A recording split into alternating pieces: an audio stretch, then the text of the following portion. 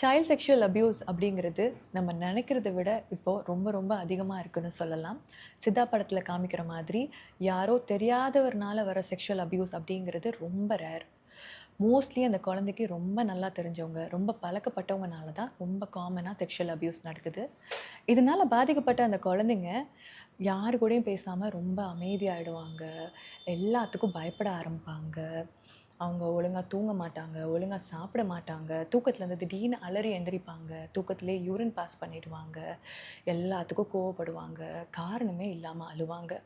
இந்த மாரி வித்தியாசங்கள நீங்க உங்க குழந்தைகிட்ட பார்த்தீங்கன்னா, இம்மீடியட்டா அவங்ககிட்ட உட்காந்து பேசி, அவங்களோட ப்ராப்ளம் என்னன்னு தெரிஞ்சுக்கோங்க. எல்லாருக்கும் தெரிஞ்சா அசிங்கம், வெளில தெரிஞ்சா பிரச்சனை அப்படின்னு சொல்லிட்டு கண்டுக்காம விட்டோம்னா, அது அந்த குழந்தையோட மனநலத்த கடைசி வரைக்கும் பாதிக்கும். சொசைட்டி, இது, அது எல்லாத்த விட ரொம்ப இம்பார்ட்டன்ட் அந்த குழந்தை, அந்த குழந்தையோட மனநிலை அப்படிங்கிறத